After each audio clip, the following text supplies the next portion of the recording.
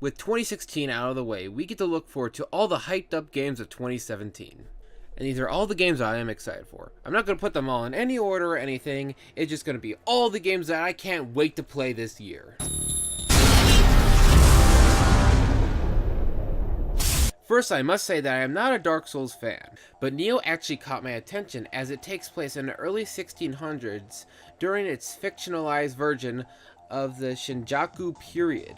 Developers Team Ninja behind the newest Ninja Gaiden games throw their hat into making a Dark Souls-esque game. And it looks to be even harder than those, having you fight against mythological Oni and yokai.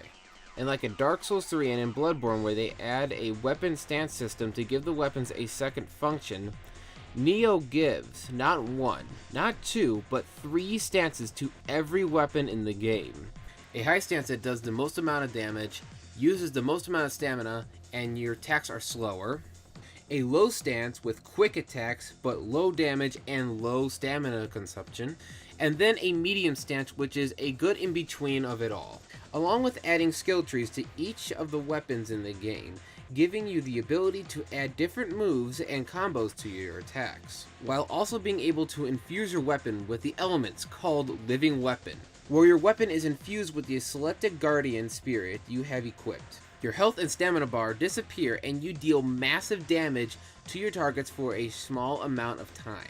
How they handled PvP is that you can summon one person to help you and then go through the level with them. And whenever loot drops throughout the level, both people can see and pick it up, along with no invaders to screw you over when you are knee deep in a level and you are desperately trying to find a shrine. In my opinion, all of those are improvements from the Souls games. There is so much more that I could talk about in this game, like the Twilight missions, bosses.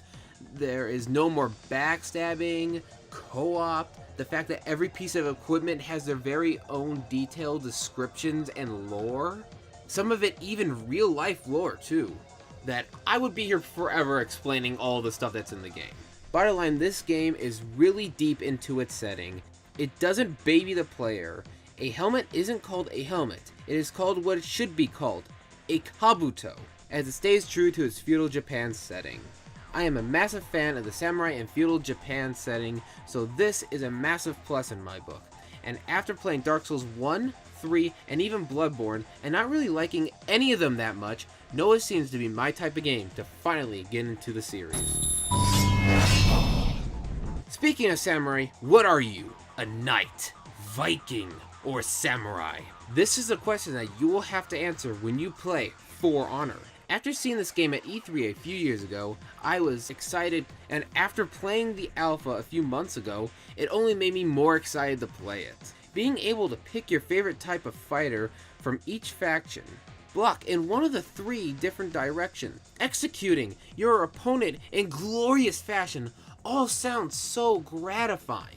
Though two of my biggest concerns is that there's not going to be enough content. As far as I know, the only game modes are the story, then for PvP is just domination and several different versions of duels, 1v1, 2v2, and 4v4.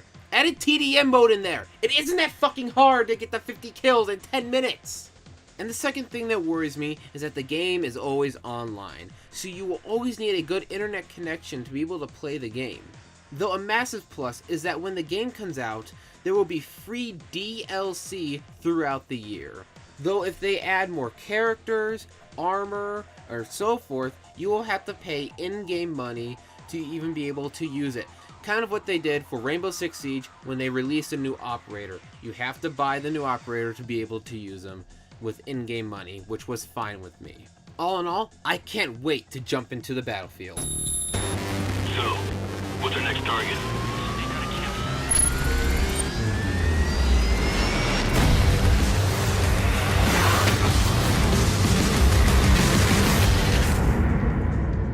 Ghost Recon Wildlands looks to be a play-how-you-want-to shooter, as you take the role of an agent trying to take down a drug cartel in a large open world with different environments throughout the map. Each mission seems to give you several different ways to complete your objective. Are you going to sabotage the target, making the leader just murder him outright? Or are you going to kidnap the target to get more information out of him? Or are you going to take the easy route and just shoot him in the fucking face? along with the ability to play the entire game with your friends and choose the role that you want to be. We will have to wait and see what the Wildlands have in store. So, this is going to be my first Persona game. I heard that Persona 4 Golden was horrible and fucking boring! And oh my god, after watching a playthrough of the first few hours, I don't think I could play more than 2 hours of this game before moving on to something else. But with Persona 5, the combat looks more fluent, the characters and Persona designs look more interesting, and the best part of all, you can get a partner that is a musketeer cat. But seriously, I can't wait to dive into my first Persona game and see what all the fuss is about these games.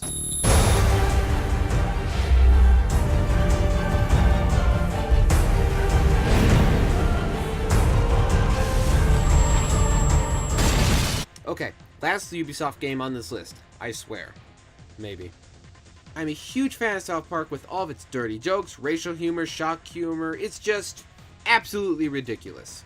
And after the first game came out, with the characters doing their fantasy stuff, the only real thing that they can do next is do their superhero personas, giving you the choice between multiple hero abilities to choose from, spoofing on the DC and Marvel franchise. And if you pre-order the game, you also get the Stick of Truth for free, which is a good deal. So, who will you join? The Coon and his Marvel Avengers?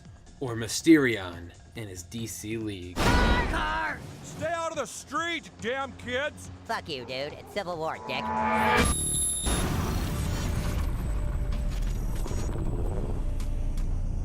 Finally, a game worth buying.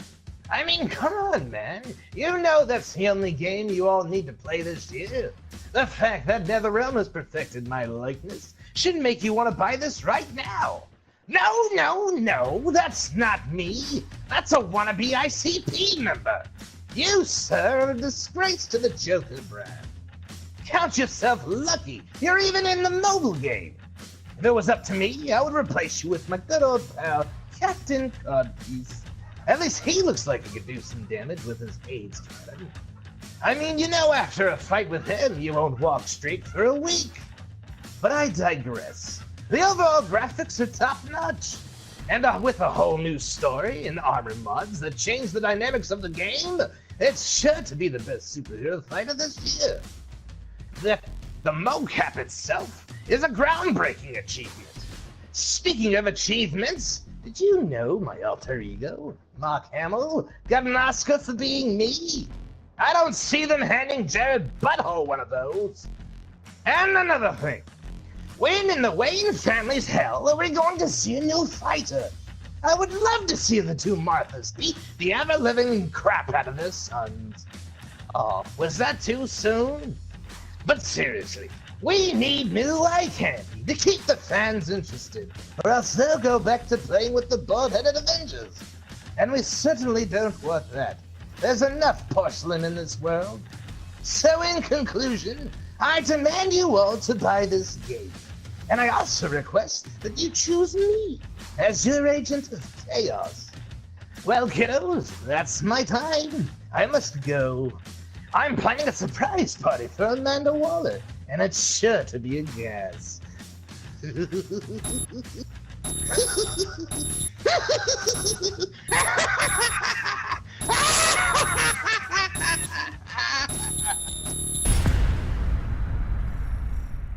Cavemen vs. Robots! Yes, this game looks absolutely amazing.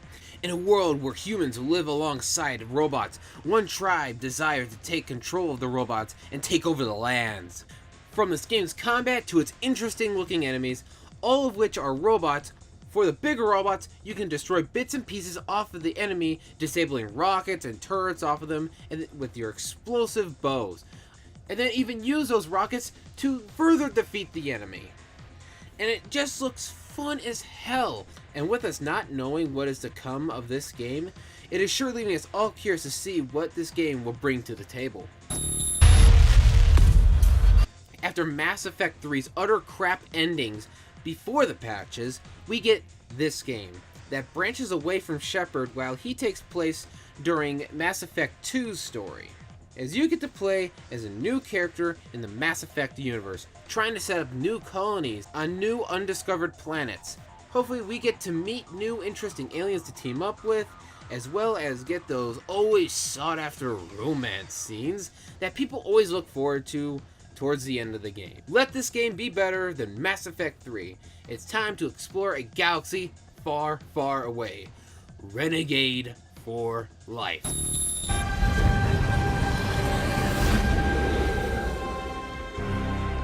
From Renegade to Spartan, Kratos is back, and he's looking older and has a kid. Yeah, it looks like Kratos is gonna have a sidekick throughout his journey through Norse mythology this time. It looks like with this game, we will have to see Kratos as more of a father figure, as he tries to live in a new part of the world after killing his father and all of the Greek gods. With a new battle system of being over the shoulder instead of the camera being over the battlefield, and taking away his blades of chaos and giving him an axe. What did he do to piss off Odin and Thor? We'll have to wait and see to find out. And finally, we have Red Dead Redemption 2. After the first game's wide success, we finally get a sequel several years later. And even though we don't know much about this title yet, hopefully we are going to be able to rob banks, trains, and be some badass bandits. We are all extremely hyped to put on our cowboy boots and saddle up for the Wild Wild West. And those are all the games I am personally excited for in 2017. And of course there are other games I didn't get to mention because they don't have definitive release dates yet. Now I do have to mention that it is rumored that Kingdom Hearts 3 and the remake of Final Fantasy VII might be coming out in 2017. So let's hope that is true. I can't wait for all these games to come out, and stay tuned for videos hopefully on all these games that I have mentioned. 2017 is looking to be a great year, so let's see nothing but great games for it. Thank you all for watching, and I'll see you in the next one.